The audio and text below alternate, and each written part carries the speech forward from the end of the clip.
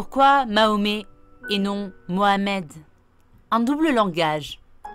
Les musulmans appellent leur prophète Sayyidna Mohamed, qui en français veut dire Monsieur Mahomet. La France laïque a pensé que l'islam est autre chose que le peuple musulman et avait toujours une vision critique envers l'islam en nommant son prophète Mahomet, ne béni au lieu de Mahomad, bien béni. La France nomme le prophète de l'islam Mahomet qui veut dire ne béni. Par contre, Mohammed signifie bien béni. C'est cela que les enfants de Voltaire doivent comprendre et faire comprendre aux autres pour interdire le mensonge et le double langage. Un langage qui, pour les musulmans, est dur, anti-occidentaux, anti-judéo-chrétiens, malhonnêtes avec l'Occident. Tout cela peut cacher leur idée profonde. Durant ces 30 dernières années, combien de vies humaines ont été détruites durant les guerres de règlement de compte entre musulmans contre musulmans ou entre musulmans contre les chrétiens, les bouddhistes ou même les juifs?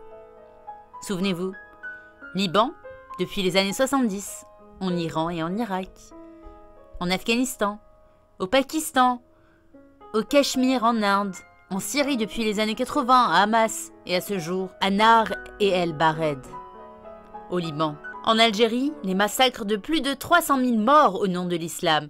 Dans les autres pays d'Afrique, combien de personnes sont mortes au nom de l'islam? Musulmans, par les musulmans ou chrétiens par les musulmans?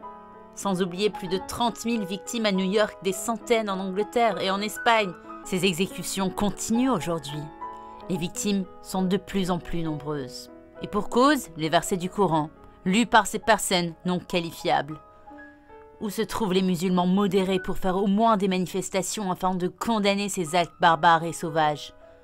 Par contre, lorsqu'il y a une expression de pensée, dans une page laïque et républicaine, ce sont les chefs musulmans qui ramènent Charlie Hebdo devant les tribunaux au lieu de calmer les dizaines de fanatiques parmi plusieurs millions de musulmans.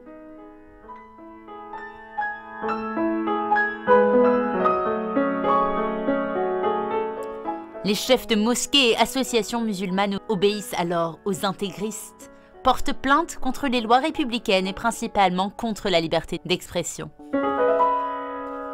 Alors les chefs obéissent aux intégristes qui ne représentent que 1 pour 100 000 musulmans. Car sur la question des caricatures de Mahomet parmi plus de 1 milliard de musulmans, à peine 100 000 personnes ont contesté et manifesté dans le monde entier. Et le sang qui coule par milliers tous les mois. Tout cela oblige les chefs musulmans, les chefs des associations et les enseignants dans toutes les écoles coraniques à signer le pacte républicain avec ces 7 conditions que nous avons évoquées initialement et aucun tribunal de la République ne doit accepter des plaintes concernant l'islamophobie ou des visions critiques envers l'islam qui, à ce jour, un outil de violence aux mains des intégristes qui vont profiter de la gentillesse et de la tolérance républicaine. Pour avancer leur idée afin de convertir tout le monde à l'islam, Mahomet déclare « L'islam doit conquérir le monde ».